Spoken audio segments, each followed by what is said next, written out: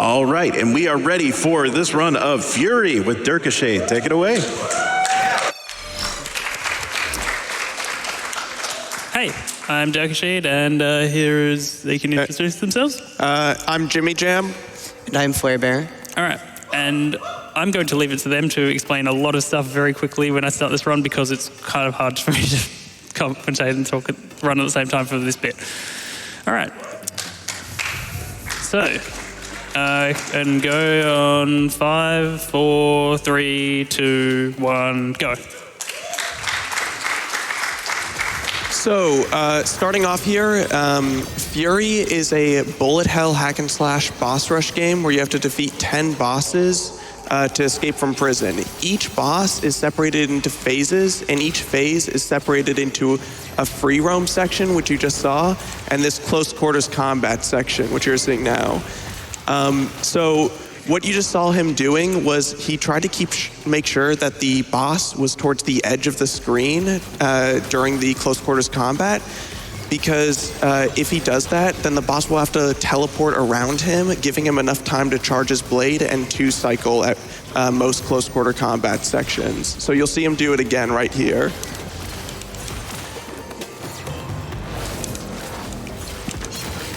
Yeah, so, and so the other part of the bosses is the free roam sections. What he's gonna be mostly doing during these sections is just shooting while the boss is attacking him.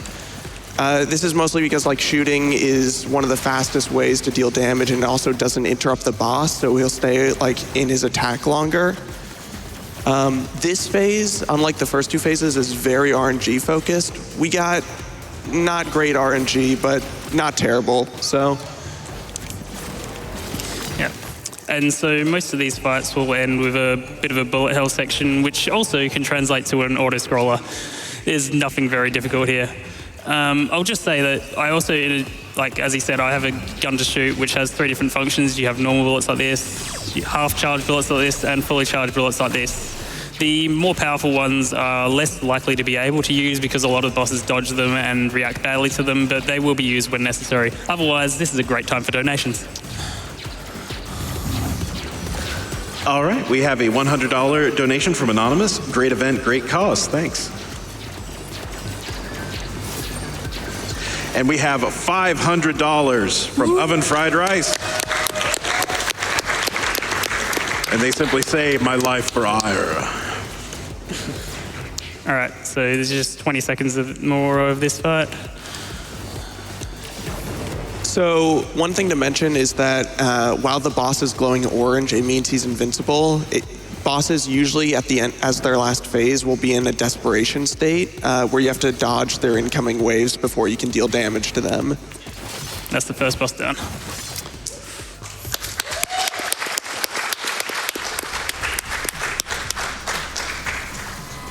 So coming into this next fight, so unlike the last fight, which had to do with like a bunch of individual moves, this one is very tightly choreographed, and making a mistake on one of the phases, like especially the first phase, will make it a lot more difficult to do the next phases. So that's the worst thing that can happen. Yeah, so what just happened there was the boss was supposed to do the laser attack after that, but instead did the melee attack, which, as I said before, you need time to charge your blade. Most of the time on this boss, you don't need to. Wait, I'll just make it work. No, nah. We're getting a bit of bad RNG, but... Okay, she's just not cooperating at all. Yeah. Now she is. Yeah.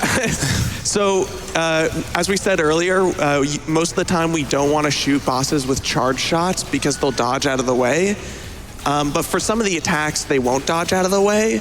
That purple attack is one of those attacks. Usually, she'll do it all the time as the first attack of that phase, but... Well, she actually does, but she did it for half a second before I could activate that panel. Yeah.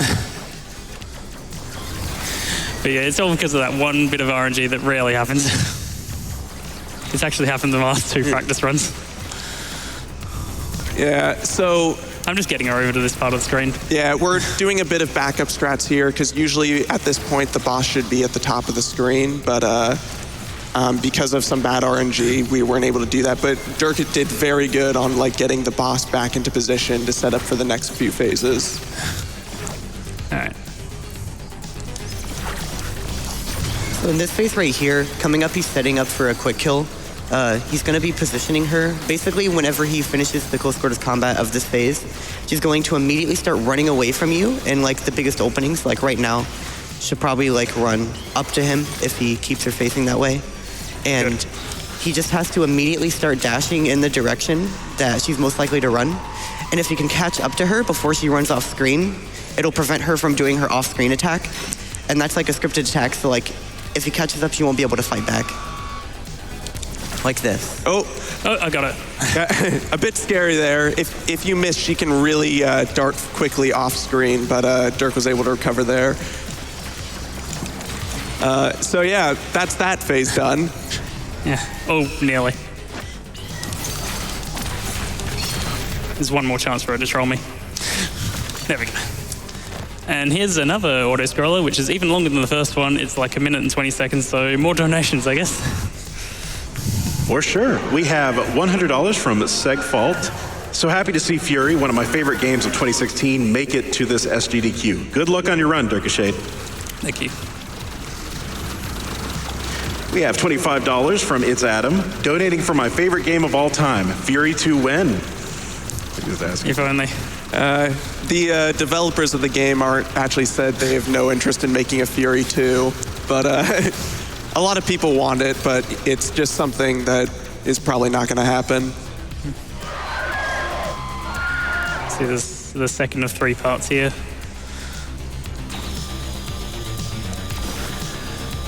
You can also charge up your dash like this, or you don't have to if you just want to troll her. Also, take the time from these auto-scroller attacks to appreciate the music. This is my favorite soundtrack in any game ever, and this song is really, really good. And if you do a donation of at least $15, I believe, you go into the running to get the Furi vinyl soundtrack. Oh yeah, also about donations, I plan on donating $3 for every single hit Dirk takes. Which I don't know why he's doing this, because I do so much damage boosting. Okay, so coming into this next fight, he's going to be doing a very precise trick where this first phase, the boss only has to take 1 hit, but he has these panels here defending him. So he's going to be trying to snipe through the panels to get an opening, and in the same chance that he gets the opening, he's going to be trying to... So close. So he's trying to shoot another bullet when he makes the opening. It's a very precise trick, and only Dirk actually goes for it, and he can only even get it like 25% of the time. The good thing is, though, that even though that is risky, the backup strat I just did, which is waiting half a rotation around, is still faster than any other way you can do it. But yeah, if you get that, it saves like 7 seconds. And now here he's standing on a pillar, and I have to take this out first. I'm being very careful to avoid these waves. You sometimes have to damage boost off those orbs. Yeah, so those waves will actually knock you to the ground if you get hit by them. So sometimes it's just better to damage boost from the orbs, because they'll like cost less time to get hit by them. Also, I can't shoot him right now because he's frozen time, and that means all those bullets are static. If I shot a bullet out of my gun, it would just sit still and it only hurt me. The melee fights with him are actually pretty simple, though. He dies pretty quickly, and any of his projectile attacks, not only does he conveniently want to run away and position himself to the wall, making it really easy to line up for close quarters combat, also, you can melee him to interrupt any of his attacks, and sometimes he'll just block it, and sometimes he'll even block it and then retaliate and hit back at you. And if he does that, you can just parry and then immediately start hitting him. So you can kind of just play around with him and not let him do any attacks that he wants to. Yeah, and so the reason I'm doing all these shots right now is just to clear the space of these bullets so they don't get in the way.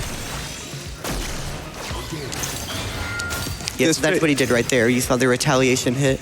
If you're lucky, he doesn't run at all, but no one knows how to get that to happen consistently.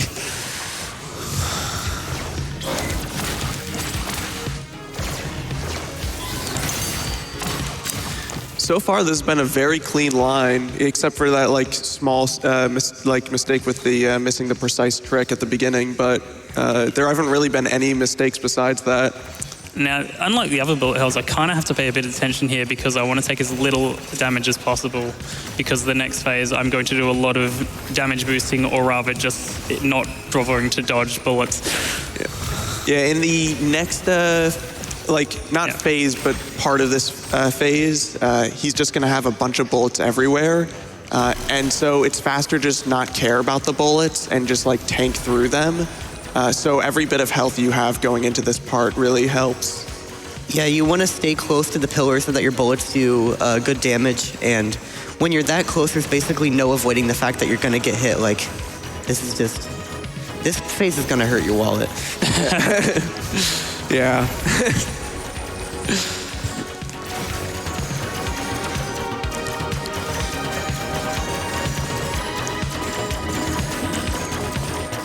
One last one.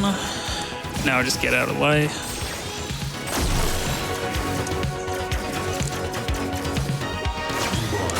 And that's him. Fairly good line.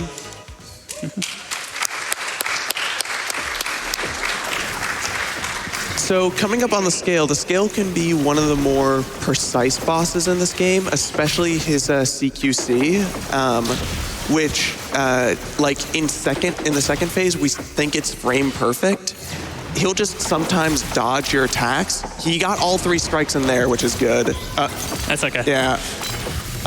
Luckily, we do know recoveries for it, but sometimes he'll just dodge away from the wall, and it can be very annoying to get him back towards the wall. Honestly, like for most of this boss, the difference between perfection and disaster is only a couple frames. Yeah. Yeah, this boss is like one of the bosses where it becomes really apparent that bosses in this game have a sort of like built-in difficulty increment where whenever they do attacks, you have a certain window to punish them before they'll just start blocking or dodging your hits. And as you progress through the game, bosses get better and better at doing that. Strap is pretty good at dodging stuff. It makes CQCs really, really precise. CQC is close quarters combat, by the way. Okay, so I'm going to go for a 1 circle here, which is quite difficult. He's in a pretty good spot there.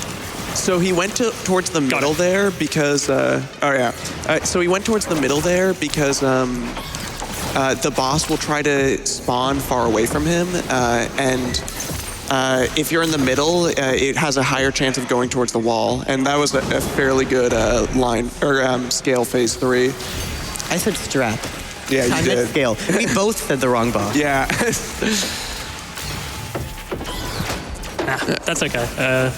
What I was doing there was I was trying to parry his attack perfectly to get a perfect parry so I could use his stun to finish him off, but it didn't work out. But it doesn't matter because he still didn't have a laser attack for me. So this parry can be fairly precise as he shoots out 2 like orbs. Dirk actually did a pretty good, so there he just parried both of the orbs, but they just ran into each other, dealing no damage to him, so. This is also one of the rare cases where you don't have to push him to the wall there because he does a dive every time. Now, this is a relatively more difficult bullet hell usually, except he's going to send out these bullets here, but I'm just going to shoot them before they get the chance to fill up the screen, and then now I can just stand right here. So go for more donations. All right, well, we have $25 from Noodles on the Couch. Furi is one of my favorite indie games of all time. Always love seeing the work GDQ does. Thanks to all the staff and runners for this amazing force of good. Good luck, Dircashede, on your run. We have $50 from Sil. Love Furi and love GDQ. It's great to see such a mastery of this game and such a wonderful cause. And we have $50 from Joe. Lots of love to the entire SGDQ community from South Africa. I have been loving the run so far, and I wait to donate to the Mario block every year, but we got to get that StarCraft incentive up. Let's do it, guys. All right, so going into the hand is probably one of the more annoying fights in this game. So usually the hand will have a shield that tries to reflect back the projectiles that you shoot at him. But for certain scenarios, like if you're doing it right at him, or if you are doing it while he's attacking, he won't block. But it's fairly inconsistent, so it can just be like a real pain. And like, might be one of the more scarier bosses. It's like halfway through the run, and it's just, this can make or break a PB. Yeah, no one likes this fight. Yeah. Got a good one cycle there, though. That's handy. Also, the hand can have one of the more quicker CQC attacks, giving you just barely enough time to charge your blade. And you also have to position yourself at the start of the CQC fairly well for him to like loop around you properly. Yeah, because if you attack him dead on like center, he will sometimes just teleport right behind you and give you no chance to charge up in time.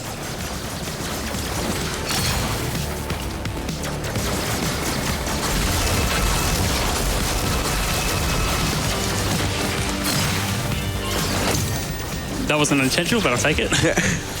So that's a good thing we should talk about. So in this game, there are perfect parries. Sometimes we'll go for them, or actually we'll talk about that in a bit. First of all, things are about to get serious. He's throwing away the shield. He's using both hands on this sword.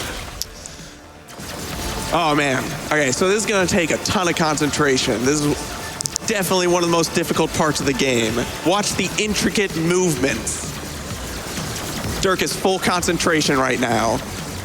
He can't waste a second.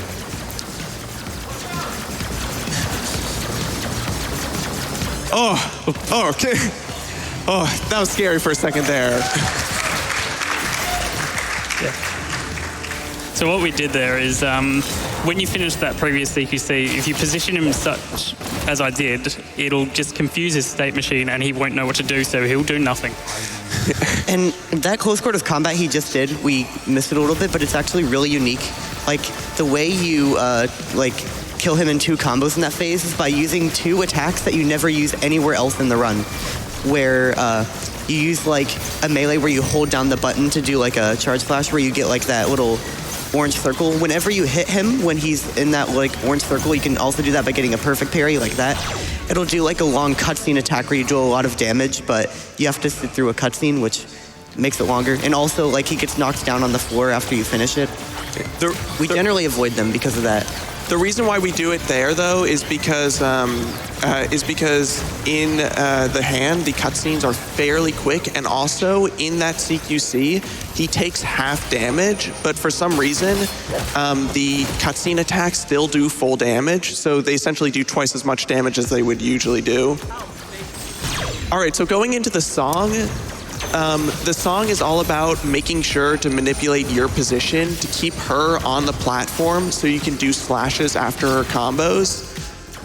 If she like flies off the platform, it can be fairly annoying to like get her back on. If you don't know what you're doing, all of a sudden she can be standing like way, way, way off the stage and you can't really do any damage to her and it's hard to bring her back. It's mainly the first couple of phases that have that problem because eventually she starts doing melee attacks. Also, you notice here I'm doing those charge shots with my gun because this is a rare case where a boss is actually letting me do it without getting stunned. Yeah, charge shots knock bosses onto the floor, and so we generally avoid doing them until phases where they decide to be invincible and never get knocked down because they have to do scripted attacks like this one. So right here, if you can get 8 charge shots in, which is really difficult, you can kill her in 1 here. I charged. Yeah, so yeah.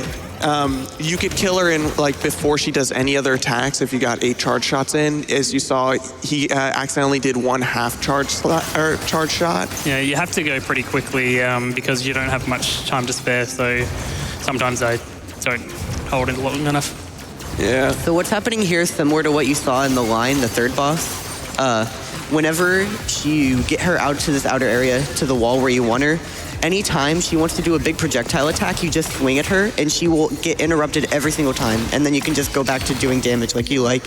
And so it makes it really easy to rack up damage and just... Here's another invincible attack. You can do some charge shot. Yeah, this phase is fun because you hit her, she just stands still. Again. Yeah, she doesn't do a lot in this phase. So coming up on the next phase, what's going to happen is the song's going to pull up 4 pillars. Dirk's going to try to very precisely hit each pillar with 3 fully charged shots. if he can do it, he can set up for a cutscene skip, which saves around 5 seconds. Even if he misses a fully charged shot, he can still kind of recover and get his positioning back. It's just a lot easier if he doesn't miss any. Like, he missed one there, but there's still a good chance that he... Got it. Yeah. Nice. So usually there, the song does like, yeah. Normally, when you break all of the pillars, she then goes into an even bigger attack, but you can interrupt that by immediately dashing through all of her projectiles and hitting her early and skipping that. Got it. All right, Nice. That's actually really difficult. So we should probably explain that. So the burst will try to hit you with sniper shots, and usually you have to wait for her to be recovering from recoil by going behind one of these walls. But you can actually just really quickly dash to her and shoot her before she has a chance to dodge. It's really hard to do, so it was actually really impressive that we saw it here. We're gonna try to do it 2 more times. Got it. We got it another time. Let's That's go. insane. Shout out to Angelim who found that strat, and was originally just an IL strat, but I've started doing the full runs. Yeah, I was about to say it's like a borderline IL strat, but It's IL for everyone except for Dirk, basically.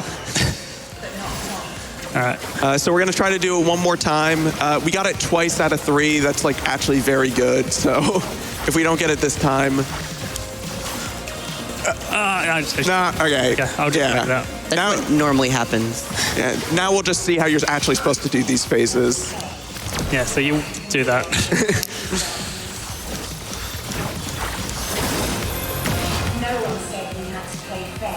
She's right to say that because she does cheat in this game. If you are not in a good position with these pillars, just like barely in their range, she will try to shoot at you even though you're not blocked and kill you in 1 shot. Oh yeah, these sniper shots are 1-shots, by the way. That seems important to notice. So parts like this, Yeah. where he's trying to do as much damage as possible and then quickly hide behind a wall, can be fairly scary. Immediately, he's going to dash towards the edge of the arena here. At the start of this phase, she runs away and then locks you in and uses some projectile attacks on you. But you can completely, cheese it by just standing at the edge of the arena and just standing still and shooting at her for, constant DPS. Yeah, she does that because she's trying to move around you, but if she has no place to move around you, she just stays in position. And here it's going to happen again, but this time she's invisible. Also, she's flipping between 1 combos, 2 combos, and 4 combos. I don't really know what she's going to do, so I have to kind of react on the fly. So the funny thing about this is when CQC for this, speedrunners don't actually know the difference between the 1, 2, and the 4. There is a difference between the 4 and the other ones at the start. And we know this because we can instinctively tell when she's gonna do one of those. We have no clue what it is though. Yeah. So this phase is kind of tricky, usually, because she's just going to occasionally put up barriers that I have to hide behind in time before she puts up walls, except now there's a lot of bullets on screen to get in the way of me. What I'm going to do a lot of the time is I'm going to intentionally take hits right when she's about to put her sniper up so I can get the damage in early, and therefore I'm free to dash as soon as possible. So I know she's going to put it up right now. Yeah. And I'm also standing in the middle intentionally just in case the pillars are right there, and so I don't accidentally stand in the wrong spot and get 1-shot. So yeah, she put a pillar right in front of me and it destroys before you even see it. Oops. Oh, that's like... I can't fail. This is my game.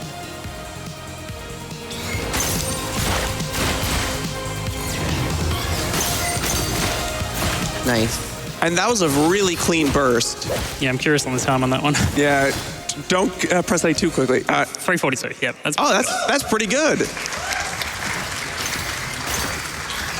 And this guy has been training his whole life for this fight, and we're already a quarter way through it. Yeah, so with this, you can actually 1-shot basically all of Oh, whoops, that's bad. all of his phases by fully charging your sword. So even though it's like story-wise, he's one of the more intimidating fights, you can beat him in under a minute. Yeah, both of you are essentially glass cannons in this fight. When done correctly, the cutscenes in this fight are longer than the gameplay. Like this cutscene right here is like over 20 seconds. Yeah. And the record in this fight is like 45 seconds. Oh, that was okay. good RNG, but I messed it up. But it's fine.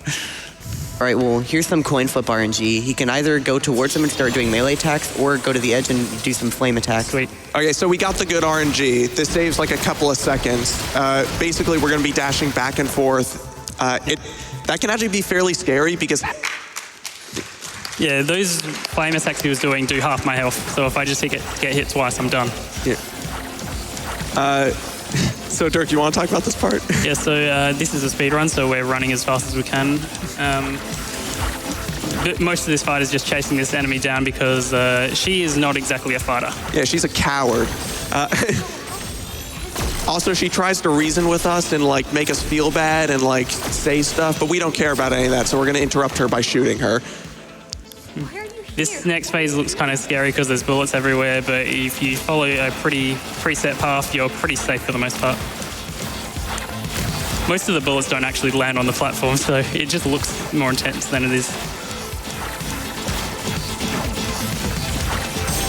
Yes, I am paying the price. And this fight is another one of the ones we use charge shots because it takes her out in 5 shots. Oh yeah, this is the best song in the game, by the way.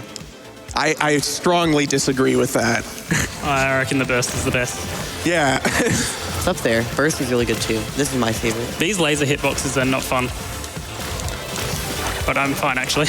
Oh my god, so far this is a flawless beat, which is actually very rare. Most of the time you'll get hit off the platform at least once or twice. It's actually worth saying, I like this fight mainly because it's one of the few fights that doesn't have very much RNG. There's a tiny bit here because she is going to become vulnerable, and for whatever reason, sometimes it takes her a little longer. Yeah, this is basically the only part RNG in the fight. She'll randomly dodge and randomly take time to become vulnerable. Also, it's a very intense fight where she is giving it her all. Yeah. We're not the bad guys. All right. It was in self-defense.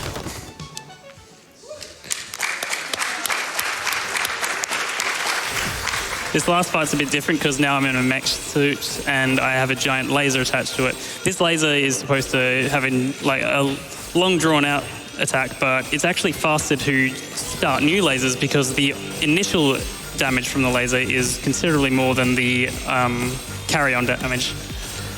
So also there, he's in the corner because one, basically it's a safe spot where you don't get hit, and two, it allows him to get into a good angle where he can hit 2 or 3 hands at once, dealing double or triple the damage. Yeah, because all of these hands have their own hitboxes for whatever reason.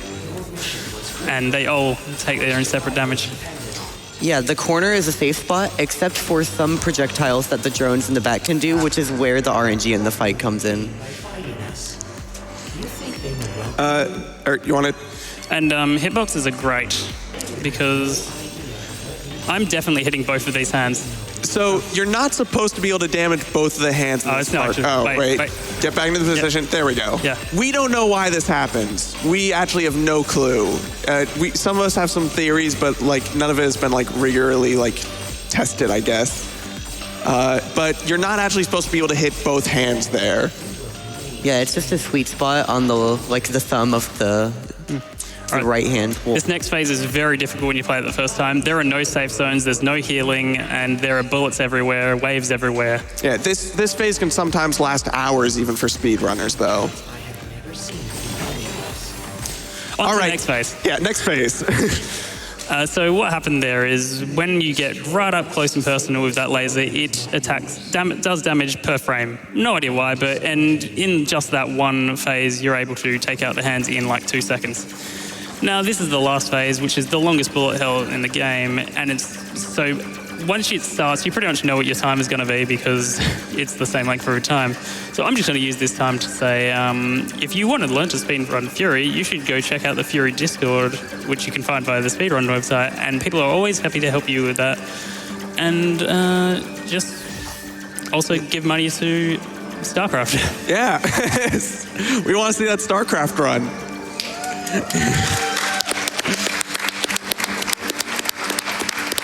Otherwise, you can basically do donations for the rest of this.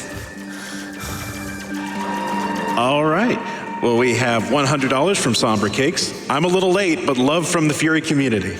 Yeah, Somber Cakes is another runner. He's very good at this game. He also found some very important glitches. We have $256 from Alex M. Loving the event so far, thanks to everyone who's making it happen. StarCraft is an all-time favorite, so here's towards that.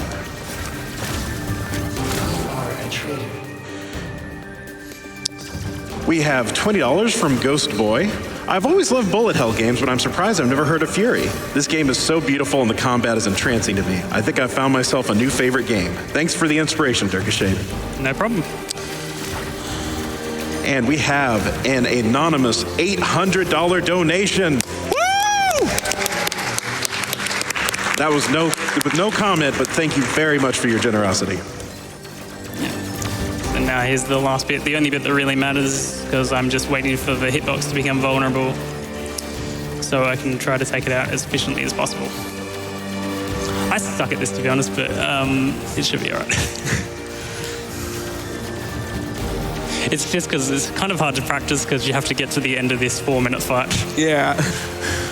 So what he's trying to do is he's trying to create a line for his bullets to travel through, because the boss becomes vulnerable slightly before he's done spawning bullets. So he wants to have enough of a buffer to like quickly get a passageway like through there. Time's coming up.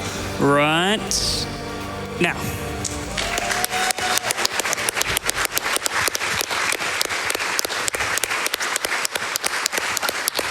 So literally, like, I lost about 30 seconds because of one bad RNG in the second fight. Awkwardly, I got a new world record in the practice room yesterday and no one was there to see it. And, yeah. Have you got anything to say? I'm good. You, Flarebear? Are these times that you're comparing against, like all the pluses, are those from the 2806 that you got in the practice? Yes, they are. Yes, the current in-game time world record is 2806, and the one that he's had before that actually stood for a really long time. Like that was actually pretty surprising. The one a few months before that, yeah. Yeah. It was 2820. Mm-hmm. One of these I'll get it, sub 28. It's really hard, but yeah, it's possible. Anyway, yeah, that's Furi. Thanks for... Hope you guys enjoyed.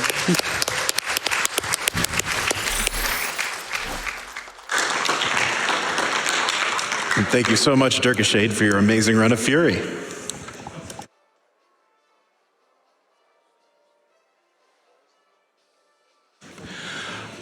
All right, and we are ready for our interview with Jhobz, Raelcun, and CovertMuffin for Command & Conquer Red Alert 3. Hello, everybody. I'm Jhobz. I'm joined by the lovely Raelcun and the beautiful CovertMuffin. Oh. How are you all doing?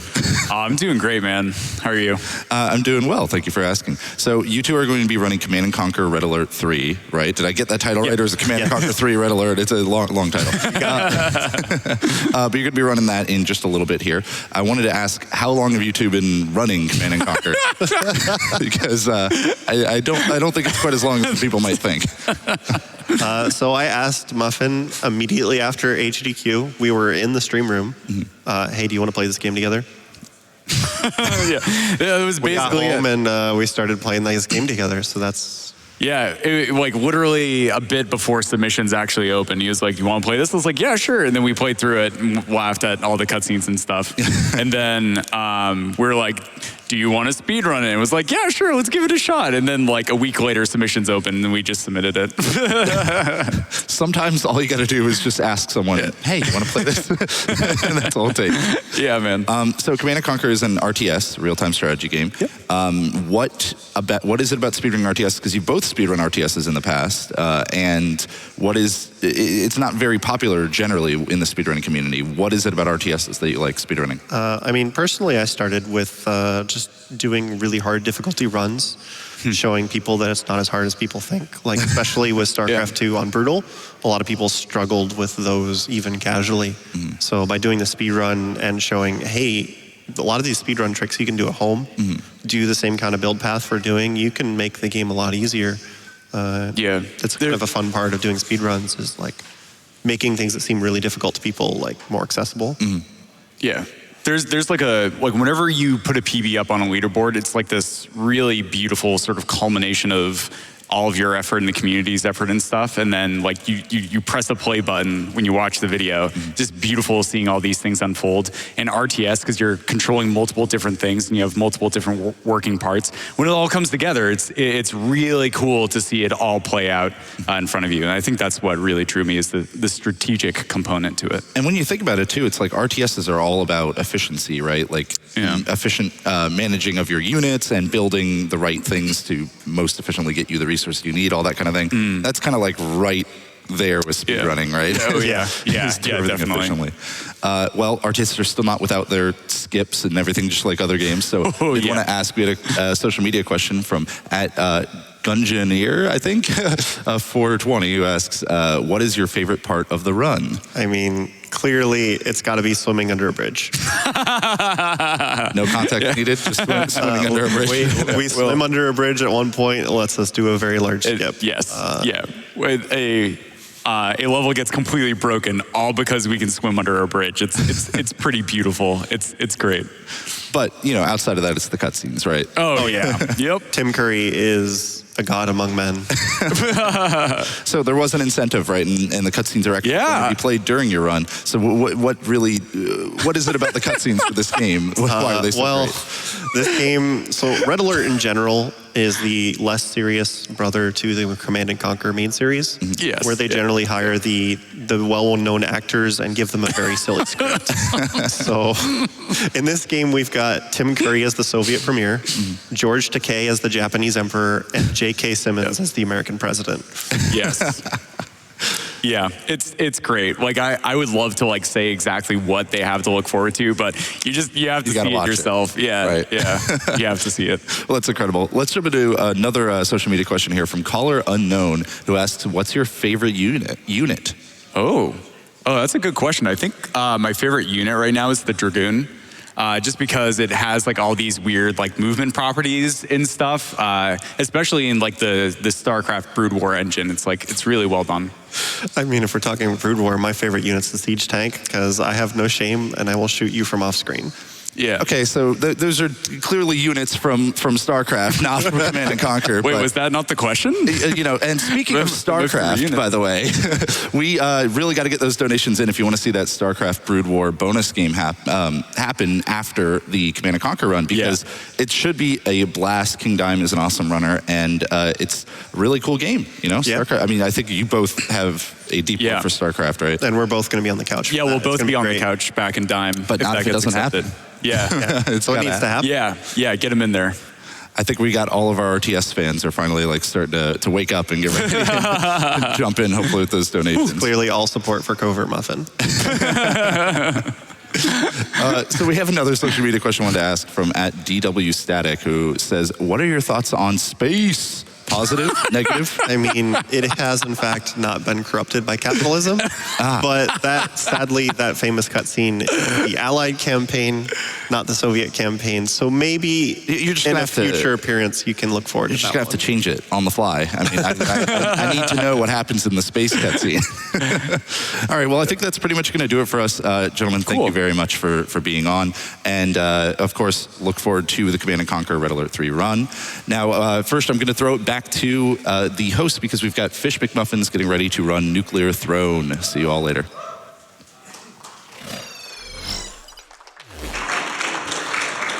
Thank you very much, Jhobz. And hey, I have a question for the audience real quick. Who wants to see StarCraft? StarCraft Remastered.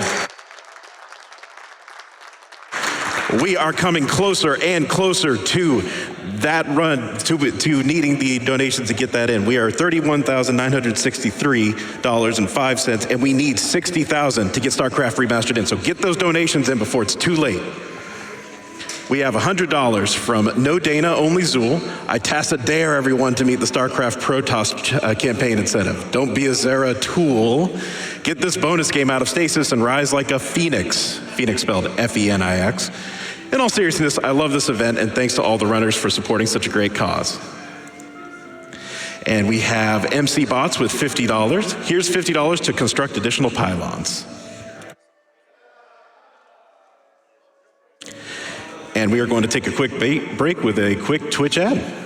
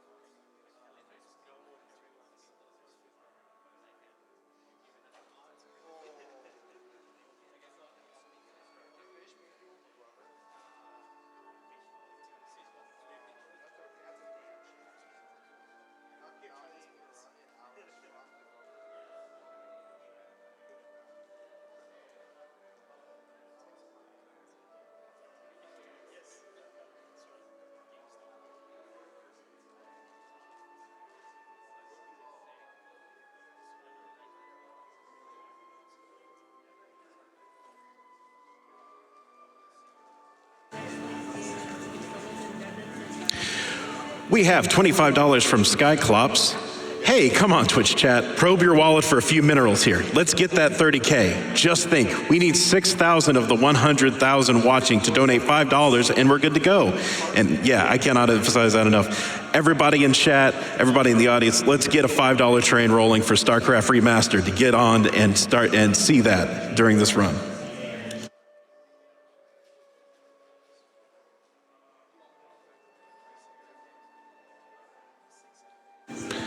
We have $100 from Granuale.